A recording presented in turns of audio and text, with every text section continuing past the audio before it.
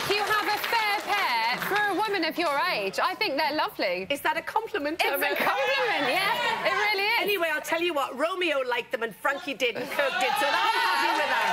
Talking of Frankie, we saw the infamous night now when you got into the hot tub with him and flashed everything you've got. He begged me to do it. You couldn't hear it. He moaned to me. Do you think that brought you two closer together? Do you know, if it had just been me and Frankie in the house, I would have had to do it as a young'un. I would have. No, he was like a little boy to me. Having Kirk and Frankie in the house it's horrible to miss your children, but they made the time easier for me with the naughtiness, with the naughtiness. Yeah. And you do something like that, which I do, and I regret it afterwards because of the kids. But the kids are used to be flashing my tits on television, so get over it, kids. You doing that, you flashing your boobies on TV has got you one big new fan. Would you like to see who that is? Oh my God, who is it? Have a look.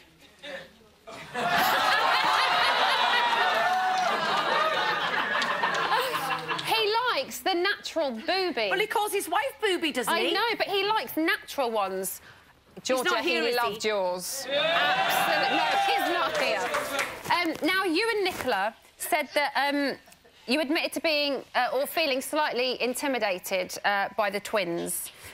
What was it that made you feel like that? Was there anything specific? In what context did I say I was intimidated by the twins? You just said that sometimes you can feel a little bit intimidated by them. No, I don't think I felt intimidated by the twins. It's because what happens is that as each person leaves, the dynamic changes. Yeah.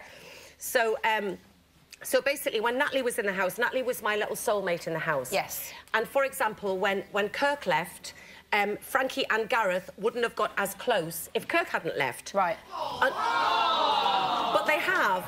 But when, unfortunately, when Natalie left, you know, that was my special friend in there. And we had been the gang of three, and then Nicola moved on to the twins, and that was fine. Did you kind of feel like you were on your own a little bit? No, she didn't leave me out, but, you know, they're 30 and 22 and I'm 53, Emma. Do you know what I mean?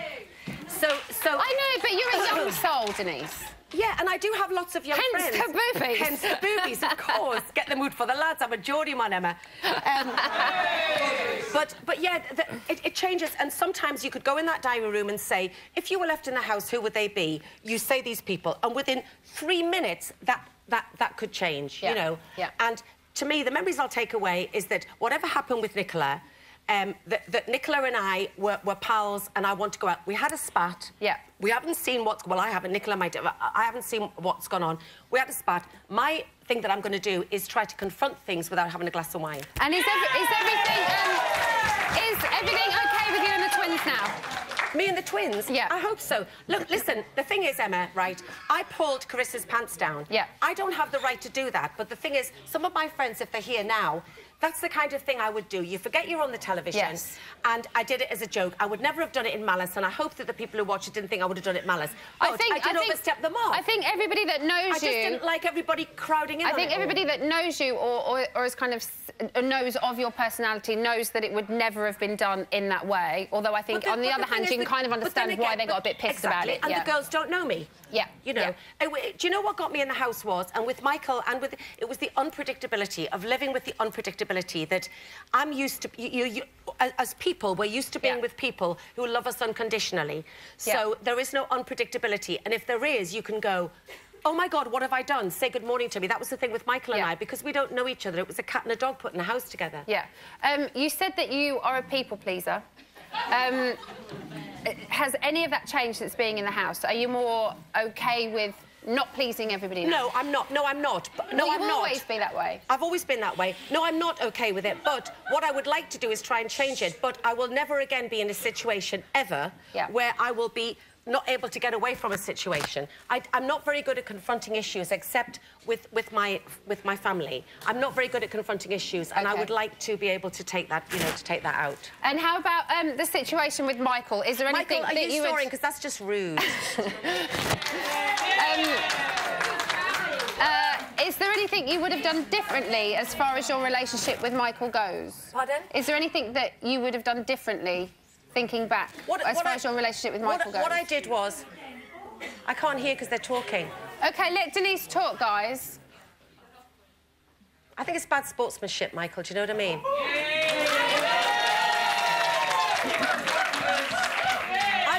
some of the best laughs that I've had with my... brother, honey. Take it easy. I've had some of the best laughs I've had with Michael, but the...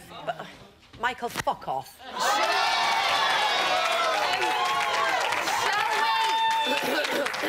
Shall we talk about something a little bit happier, which Why don't you have another drink, because you took most of the bloody drink every single night.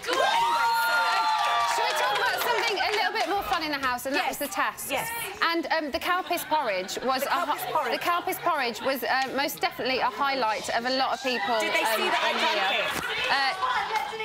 it? Yes, we did see it, and if we could give you a bowl of it now and make any of your housemates drink it, who would you give it to? Michael.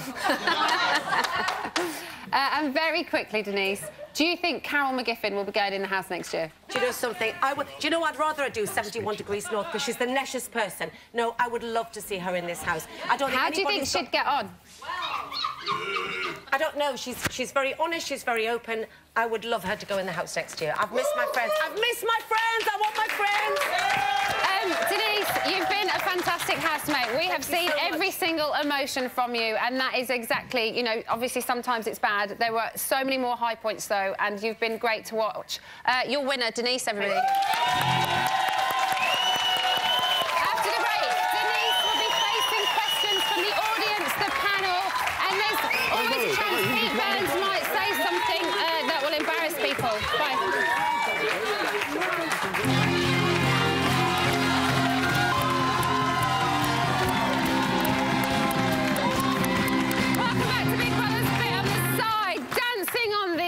Britain's Got Talents. Come and have some dinner with me. Extra Factory. I'm some celebrities in the jungle. Bruce Forsyth, can you hear me? Bruce Forsyth, your boys took a hell of a beating. Yeah! I don't watch football, I've got no idea. So, your winner won fair and square. No shady business here whatsoever. And just to make double sure everything's above board, we sent the nosiest busybody since Jessica Fletcher to sniff about. Lovely. People ask me what Brian's like all the time, so you don't want to know what he's like. He's a vicious bastard. He'll bite your cock off. That's why they call him Mad Dog. Few presenters in this country strike as much fear and terror into the media sector as Brian Mad Dog Dowling. I've returned to Elstree to expose the Mad Dog for who he truly is, and hopefully get my close friend Alice Levine that main show presenting gig that she's always dreamed of. This guy is a complete nut job. I think you guys should hand back. All right. I arranged to meet Brian's newly appointed PA. He reportedly does everything for Mad Dog, including making him cups of herbal tea and breaking rival presenters' kneecaps. Wrong fucking nut job. Go, go, go. Fucking go. He'll be in here. All right, Kirk. How you doing? You all right? Yeah, thanks for coming. On the phone, you said you had some insider info. Yeah, that's right.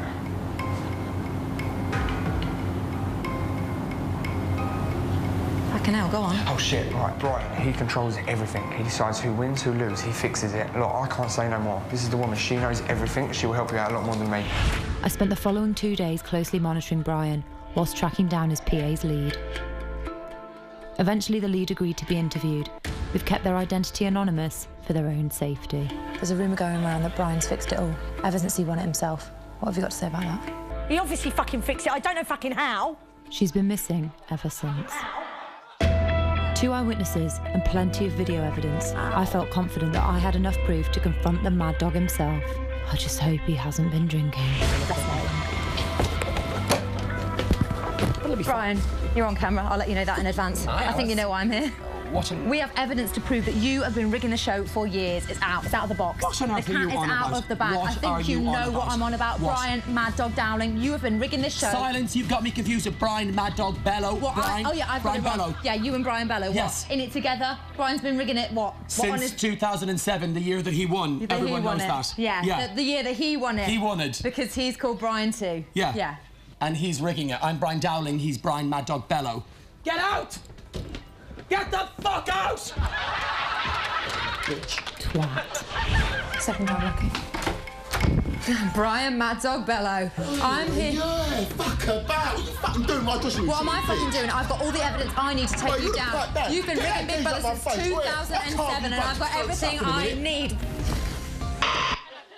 I told you about this anyway, eh? You little mug. Over the next 14 hours, Brian the Mad Dog Bello tortured me. Why are you even bothered about it? Luckily, he failed to spot my hidden camera. Oh, fucking... May find these scenes funny. Hiya. You might want to check that out. Ooh. Evidence. Thanks, love. Watch it. I told you about what I've been doing. How do you know about this, eh? Is it because I'm earning loads of money out of it? Oh, you mucky little no-bob fucking two-bob grass. I'll fucking carve you up and come here. I'll fucking double up, bastard! That girl is changing the face of TV. In a good way.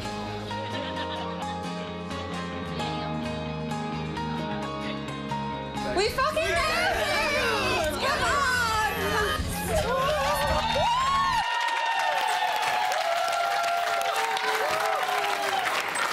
I've had my go with Denise, and now it's up to our panel and audience to interrogate her.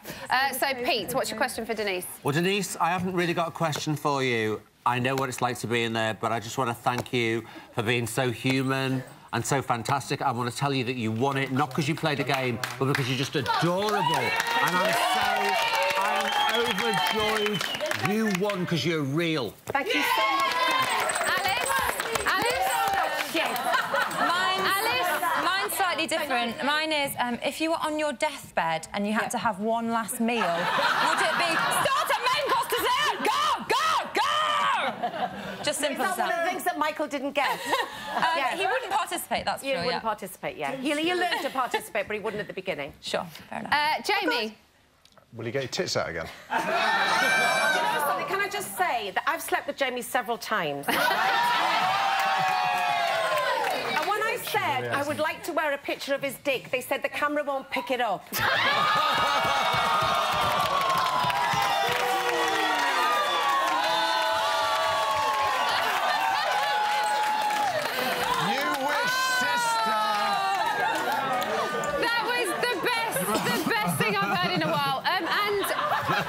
Well done. Emma's mum. That's my mum on the end of the panel.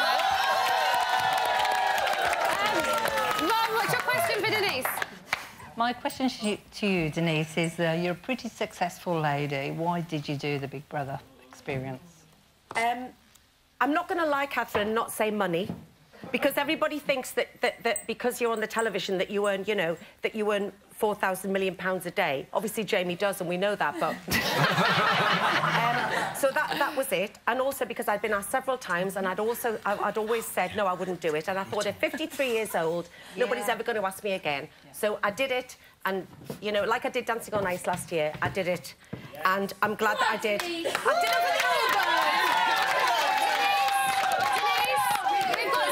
We've got some audience questions. Denise, guys, chill out a second. Not you, Denise, I'm talking about them over there. We've got audience questions that we'd really like to get through because we're running short of time. Hi, Denise. Hi. In the house, do you think you needed approval from Michael? No, I didn't need approval from Michael. I needed approval from Gareth a lot of the time. I didn't ever need approval from Michael. Michael and I were like a cat and a dog in a house, and to this day, will never understand what I did or said that angered him so much, to the point that he's been, to me, quite rude tonight, and that's upset me because I thought he was better than that. And we have another one here, Denise. Denise, first of all, congratulations on winning. It's brilliant. I love the fact that you don't give a monkeys about getting your boobs out. And do you think... Would you if you had mine? Absolutely. Let's be honest.